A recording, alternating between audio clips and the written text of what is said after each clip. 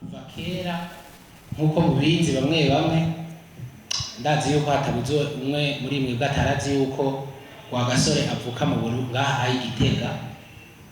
Rwagasore avuka Igitega, hajya hirya gatoya impande y'ikirimba c'umukuru w'igihugu, inzu yaho tuzoronka umwanya wo kuhatembera mu misi izoza. Ubu naho twagiriwe ibakwe, umukuru w'igihugu avuka hano, mutandukanye wiwe avuka hano. Ingoma z'Uburundi zamaze kuja no muri UNESCO, uno musi zatanguriye Igitega. Ya ngoma hamwe imwe bita Kagenda, ni byinshi. Igitega ifise ibintu byinshi abantu batazi dushaka gushira habona duciye muri iryo higanwa rizoba rihuza abigeme bavuka mu ntara ya Gitega. Ndibaza muraza kumva ibisabwa kugira ngo umuntu yitwe yinjire mu higanwa. Hanyuma ikindi nashaka kuvuga mu ntango, mwese murashobora kwibaza muti mbega abo bantu bari imbere mwabatuye gute? Ico ni ikibazo mushobora kwibaza kuko harimo n'abamwesha makuru bagenzi banyu. Ntibyatworoheye gucagura aba bantu bose mubabone tubicarike hano, mugabo aba bantu bose ni Abanyagitega. Udafise abavyeyi biwe bose bavuka Igitega, arafise umwe mu bavyeyi avuka Igitega. Nico kintu ahanini twatoye, kandi murabona yuko abenshi ari abigeme canke abakenyezi bivanye n'ungene n'urwego agezeko. Ico gihe rero twarabihurije dusanga yuko twokorana ibi bikorwa, hanyuma turabicisha no muri mu bijyanye n'amategeko ya province y'intara. Ubu rero murabona yuko igikorwa nyezina gitanguye uno munsi. Hanyuma kugira ngo igituma twise iki gikorwa tukacitirira ingoma, naho murashobora kwibaza ikibazo uti kubera iki yitwa ingoma, Miss Ingoma. Muraza kuronka akanya baraza kubasigurira ico bita umukobwa n'ingoma ingene bimeze, ico isano riri hagati y'ingoma canke iciyo ingoma imaze mu gihugu cacu c'u Burundi. Ntarandiriye rero reka ntange ijambo ku muntu wese. Jewe izina ryanje Hakizimana Alfred, hanyuma ngira nce mpera hariya ntange mikro agende barisigura bavuga n'ibyo bajejwe muri iki gikorwa kugira ngo cyo tubandanya umwanya uze kuba muto uze gutema. Abajejwe tegurwa ya Miss Ingoma murakoze. Nyamuye nanje abanitwa Ndizeye Kevin, nanje nkaba umwe mu ko bateguriye iminsi Ngoma, nkaba designer wabo. Murakoze. yangu cyane twa Imana Mishu, abajejwe ihayanishwa n'imenyekanishwa rya Ngoma y'Imana twizera Miss Ngoma. Murakoze. Kubaramutsa, yitwa Nyagasani Marjolaine, muri Ngoma y'Imana nkaba njejwe imigambi bafite directrice du projet. Murakoze.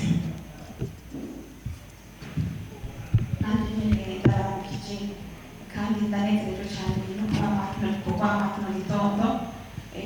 Ku izina nitwa Meredora Ndayikengurukiye.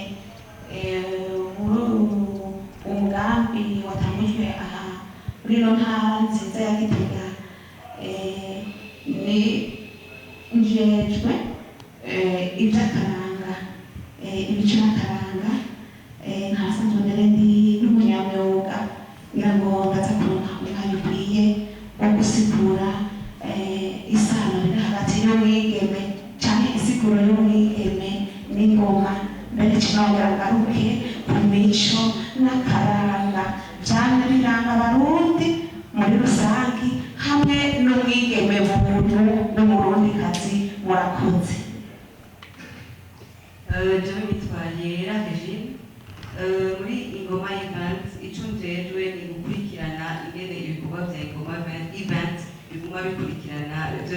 chef de programme. Nitwa Irakunda Ange, nkaba n'umuhanuzi w'iyi porogaramu turimo ya Ribo Miss Ngoma. Murakoze cyane. Tudatevye reka ndamuha ijambo Menedora asanzwe ari n'umukozi w'ubushikiranganji bw'intwaro hagati mu gihugu, hanyuma adusigurire gatoya kuby'ingoma, hanyuma yongere ace abasigurira mubona ngaha n'ingene bambaye. Nabasaba yuko mwotega nkama ibi bintu ko ndazi ko mwese hariho benshi batabizi, na jewe nta mwanya munini maze ndabimenye. Iby'igihugu ni byiza kandi ni byinshi, tugerageze gucagagura mu majambo make kugira ngo abandi bashikirwe. Murakoze. Murakoze cyane. Ndanezerwa cyane ariko ndasigura ibiranga igihugu cyacu, ibiranga n'imico y'uburundi bwacu, kuko ni igihugu cyiza cyane gifise kahise keza mu mico n'akaranga. Ngerageje reka mbere ku nsiguro y'iri zina ni ibi bimenyetso mubona, na cyane cyane ingoma. Ukaza byamaze kubivuga yuko ingoma yahereye muri iyi ntara ntawo bideha. Ingoma yahereye muri iyi ntara ya Gitega ahantu hitwa mu Gishora, hanyuma komine y'Igiheta. Umuntu yokwibaza rero ati mbega none kubera ko mwise uwo mwigeme yitiriwe ingoma? Ingoma ifise insiguro novuga nka zine, mugabo turi muri izo zine icyo dushaka kubagaragara ko ni kimwe. Biramuyimpereje ingoma ni ukuvuga ngo bihava bitugora kwemera, ariko birumvikana kuko twabibagije abasokuru bacu. Ingoma mu nsiguro imwe irasigura umwigeme. Ingoma kandi irashobora gusigura inganji, ubutware. Irashobora kandi gusigura nk'uko mubibona ni akakantu ngo ni isekuro nako nibuka ko kitwa ingoma, naho baremeje ko urusato. Ingoma kandi irashobora gusigura zijya ntabo abatanga ingoma, abitwa abatimbo bariko baratambira bwirwa n'ingoma baba batanze. Rero umutima cyavuye kumwita ingoma bwa mbere muri kahise cyane mu byo tuzi. Ingoma igereranwa n'umwigeme, kandi nuko ingoma ifise insiguro nziza kubera iki ifise ibihimba nk'iby'umwigeme. Murabona utu tuntu turi ku mpande n'impande, utwo tugereranwa n'igihimba cy'umwigeme cyitwa amabere. Murashobora ko ni hejuru hariho ahantu bamaze kubona ingene bazivuza hajya bakubita hanyuma ku kibenga. Ni igihimba twogeranya nk'ikidondoka cy'umwigeme aho bakubita. Ngira muri kazoza tukabona umwanya wo gusigura cyane nta mwana arimo. Twamaze kuvuga ko umurisho, muca mwumva umurisho nawo aho icyo bisigura. Ifise n'ibihimba, murabona n'inda mu mbavu, iyo n'inda, uwo ni umwigeme. Mbako ari ikintu cyiza cyane. Hanyuma rero icyo twari ingoma ni nziza ni kubera iki? Ijambo umwigeme risanzwe risigura rivuye mu rivuga kugema. Kugema naho ni ukwirengesera. Ni ukuvuga umwigeme rero ni umuntu yategerezwa kwirengesera akitwara neza mu ndero y'ikirundi. Ni nacyo bituma abigeme batazivuza, batazitamba. Muraje mu buvuzi ngo batamba, tuje dusanga umwigeme aterekana ibihimba bitari bikwiye ko bose babona. Hanyuma ikindi nacyo hamwe yobuzi ingoma yoba byabindi turiko turakura hamwe hanze y'igihugu yoba ariko arivuza. Mvuze kwivuza rero muca muvyumva, nogaruka mu kinyamazuru novuga icyo bita masturbation. Nicyo bituma rero tugomba kuza turagaruka ku mico n'akaranga, kuko hamwe twovyihoza twosanga imico n'akaranga by'abarundi biriko biratozekana.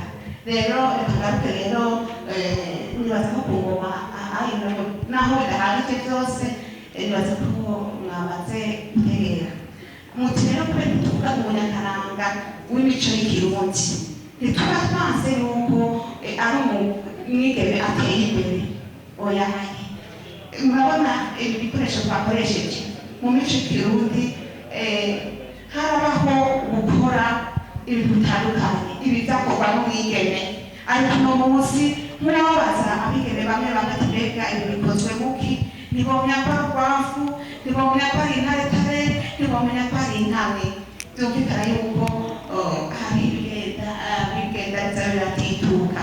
Rero mu ntumbero yacu duhereye mu mwigeme w'umunyakaranga w'incabwenge tuvuze incabwenge ntashira isoni n'umwigeme avuga adacinyaguje ariko karatawe kuzonagira ashobora gutunganya imigambi nk'uko mubibona murabona by'ukuri hano hantu harabereye aba bantu bose mubona murabona ko bashoboye gutunganya imigambi myiza. Rero mu majambo avunaguye intumbero yacu niyo kamurira umwigeme murundikazi kugira akaranga k'umurundikazi ariko kandi agateza imbere igihugu ico twita agakunda n'igihugu ico twita mu kinyamazuru patriotisme. Turashaka ko umwigeme akoresheje ako karanga nyene akoresheje iyo mico ashobora guteza imbere igihugu. Mu buzi dukora umwigeme akifata neza akakira abantu neza akayagisha abantu neza akambara neza nk'uko mubibona murabona ko bihimbaye. Niyo ntumbero rero ariko ntitwase yuko umwigeme ateye imbere ntitwase yuko aboneka neza kuko abarundi bama bigisha abana guhera ku myaka mito kwitunganya neza mw'izuku mu dukorwa dutandukanye n'ibindi novuga nkabadararira ariko turashaka yuko aho Gitega umuntu abaza ati mbega uwo mwigeme w'akaranga ariho abo bigeme b'akaranga bariho mbega akaranga karakenewe mu iterambere ry'igihugu vyogenda gute vyokorwa gute. Ni mw'iyo ntumbero rero muramubarira hariho n'inkino zimwe zimwe zagiye zikakara kandi zari zikenewe ni byinshi mu karanga k'Uburundi inyifato ni byinshi nk'ububaza ibisokozo ibitito imigani ubujajuro gukina inkoni n'ibindi byinshi kandi ibyo mu iterambere ry'igihugu birafasha. Turifuza rero kurwanya ubukene kurwanya ubunebwe dukoresheje akaranga n'imico by'abarundi. Murakoze cyane. Ego nibaza hariho benshi batari bazi icyari cy'ingoma. Ingoma ni ikintu gikomeye cyane mu gihugu. Burya hariho byinshi tuzogenda turavuga muri uyu mwanya tusigaje kuzoba turi hano. Ego reka ndamuhe ntuze nawe ngaha aye Masherene ababwire nawe ku ruhande rwiwe mugabo mugerageze kuza muranyarutsa kuvuga amajambo make make kubera umugambi by'ukuri barawumva bose ku buryo umwe wese bahayo basigurira kuvuga tukakwibanga cyane ku gikorwa nyizina arico Miss Ngoma. Mumaze imisi mubona cyane hirya no hino bivugwa Miss Ngoma ingoma event ukavuga ati mbe ivyo n'ibiki. Rero Miss Ngoma ni ihiganwa ririko riratunganywa na Ingoma event ihiganwa y'umukobwa mwiza aciye ubwenge ariko cyane cyane w'akaranga kandi n'imico. Impamvu twibanze rwose ku karanga n'imico ni uko akaranga ariko karanga mutima k'igihugu. Akaranga imico ibyo dutandukanisha n'ibindi bihugu. Umukobwa afise akaranga cyangwa imico iyo aserutse no mu makungu atarinze kuvuga icari n'uwariwe ariko afise akaranga n'imico bivanye no mu myambarire yiwe canke no mu kuvuga cyangwa gutambuka urahita ukavuga uti uyu ndamwitegereje ukuntu ameze ukuntu yambaye cyangwa ukuntu ariko aravuga ava muri iki gihugu. Rero niyo mpamvu twibanze cyane cyane ku karanga n'imico kuko twarabonye yuko nivyo koko ayo mahiganwa tumaze igihe tuyabona atandukanye ariko twebwe twashatse gusubira gufata rya bendera ry'akaranga rya bendera ry'imico kuko turabona yuko yaba mu bakuze yaba muri bato hariho ukuntu imico n'akaranga twaribagiye rero turavye uwo mwigeme mwiza aciye ubwenge ariko adataye akaranga turavuga duti dushaka rero bene uyo mwigeme ashobore guserukira intara yiwe ashobore guserukira igihugu ciwe ashobore guserukira Gitega nk'umugwa mukuru wa politike rero tuvuga duti kandi cyane n'ukuntu tuzi ko twanabivuze Gitega hari byinshi cyane ibitse kuvyerekeye akaranga rero Gitega ni byinshi ifise ubutunzi bwinshi kuvyerekeye akaranga tuvuga duti twarihweje turavye ubwo butunzi bwose hirya no hino tuvuga duti mbega uwo mwigeme twomwita gute Miss Ngoma abo bantu babitegura ni bande ingoma turavye ikibanza c'ingoma mu gihugu agateka n'agaciro k'ingoma mu gihugu niho iryo zina ryavuye Miss Ngoma na Ingoma Event rero iryo higanwa rero rizohuza abakobwa baraza kubaha umwanya barabaha ikirangamisi n'ukungene bizoba bitunganijwe kuko umunsi wa nyuma dushaka gusigarana abigeme 11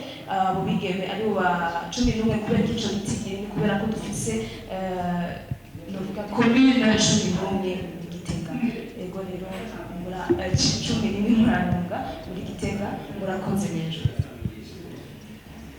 ego reka yera nawe ashireko akandi kantu gatoya hanyuma tubandanye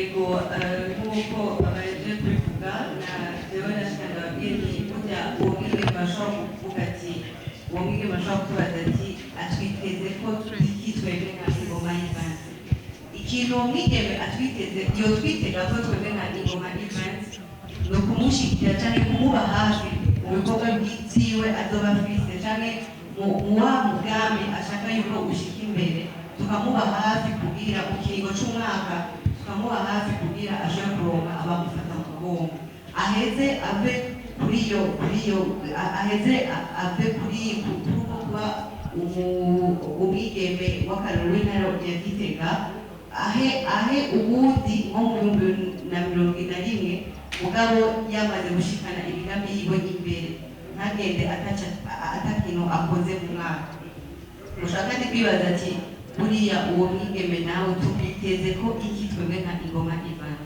icyo tumwiteze ko nuko tumwiteze ko yuko yoteza imbere imico n'akaranga nk'uko ari byo duharanira nka Ingoma Event akabiteza imbere agateza imbere imico n'akaranga mu ntara yiwe ya Gitega ndetse no mu Burundi hama abandi bakamurabira nk'akarorero nicyo kintu Ingoma Event imwiteze ko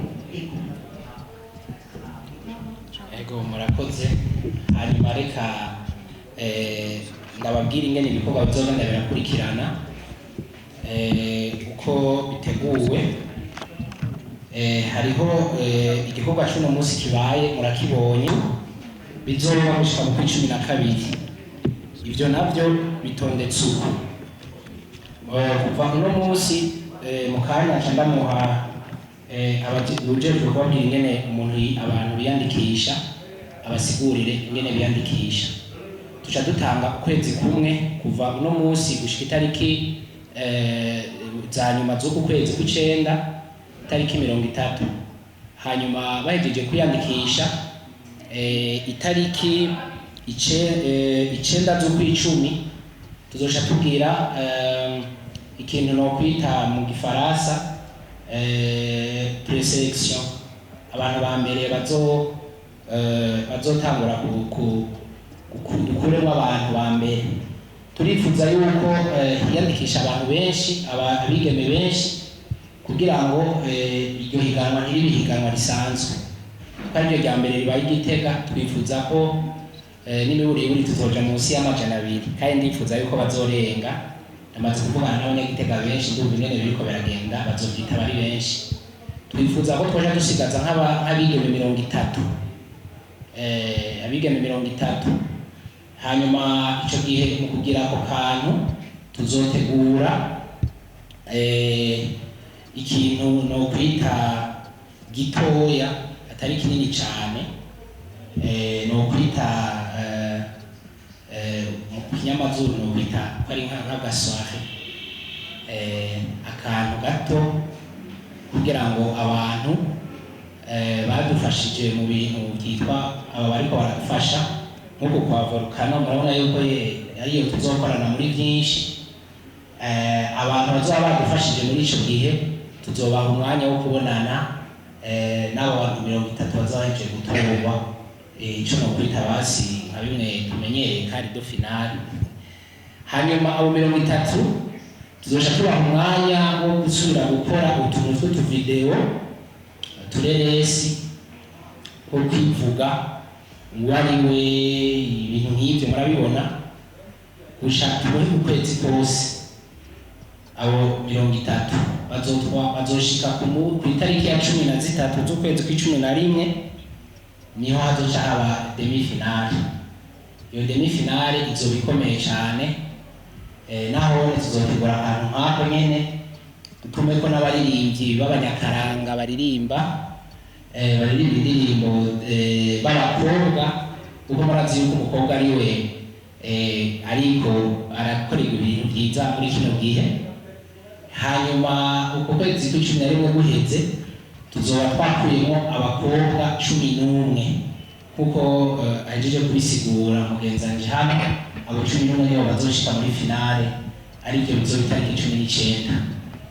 hanyuma muri abo 11 nabo bazobandanya uko nyene bakora nk'uko abandi bariko barakora mugabo bo tuzobagirira akantu kakabijya tubatembereze mu gihugu ahantu hari amaratiro ahantu hari ibibanza bikomakomeye byabize icyo biterereye mu gihugu nk'aho Igitega cyangwa Muramvya cyangwa hehe intara tuzohiga tuzoza turabamenyesha uko bizoza birakurikirana.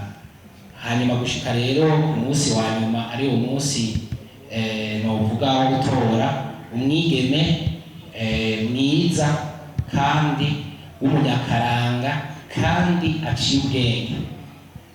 Tukaba dufise umugambi yuko abo bigeme 3 ujya wa mbere n'abajya abandi ivyegera vyiwe 2 bamwe mwita abadofine hamwe n'ujya bavuga yuko aba yakunzwe na benshi ujya tuzosha tubambika impuzu z'ibiti. Mwebwe nk'amaradiyo turasabye mugende musemerere ibinyamakuru musemerere duhimirize abakobwa b'Abanyagitega kwiyandikisha ku bwinshi aho twaragerageje korohereza umunyagitega umurundikazi wese gushobora kwiyandikisha. Hazo kwiyandikisha umunyagitega afise kuva ku myaka 18 gushika ku myaka 25 kandi ashobora kuba afise urupapuro rw'umutsindo w'amashuri yisumbuye. Uko nako ashobora gutangura kwiyandikisha kuva n'umunsi aciye kuri bwa buhinga ngurukana bumenyi. Turakoresha Facebook, turakoresha Instagram ndetse na Twitter. Ashobora akandika Miss Ngoma page zose ziza yaba Facebook iciza ndetse haze na Twitter na Instagram ndetse ashobora no kutwandikira mail abishoboye aho naho sahandi ni kuri missngoma2020@gmail.com. ndasubiramo missngoma2020@gmail.com. aho ashobora gusubira kiyandikisha canke naho agatelefona mugenzi wanje aho ngaha abasanzwe bari ngaha muri Gitega bashobora kwiyandikisha bace kuri mugenzi wanje Alida ndetse ngira niwe tubandaniriza tubwire ingene bashobora kudutora n'amasaha yo kudutora. nk'uko mugenzi Tumishu abivuze turifuza ko mu ntara ya Gitega apana ahantu moja turifuza ko intara zose amakomine yose turonkamo abaza kwiyandikisha sabo ngaha mu mujyi gusa ndabisubiyemo. turifuza ko nabo mu makomine yose ya Gitega bokwiyandikisha hama ntarandiriye turifuza kandi ko iki gikorwa abamenyesha amakuru amaradiyo badufasha bose bakabimenya kugira ngo ntihagire uzovuga ngo ntabyo yamenye. Hama akanimero kanje bashobora kundoderako iguma yuguruye telefone yanje ni 79 amajana 99 125 basubiramo inimero yanje ni 79 amajana 99 125. Hama hariho n'iyindi ni 68 43 66 49. Hama turifuza kandi yuko muri ayo mategeko uzoba akeneye cyangwa umuco kuri ibintu biriko birategurwa yondondera akambaza kuva isaha 2 z'agatondo gushika isaha 11 z'umugoroba. Ngo ubwiza buri ku mutima na twebwe kuri ico kintu nibaza ko ari uko nyene bimeze. Urazi neza ubwiza bwa mbere ko buri ku mutima, ariko hariho n'ikindi kintu cama kivugwa kenshi.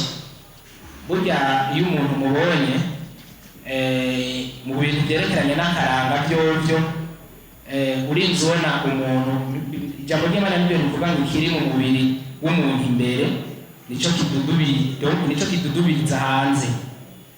Iyo umukobwa yikwije hanyuma akaba yambaye ibintu by'akaranga, nukuri biratera iteka umuryango, bigatera n'iteka igihugu.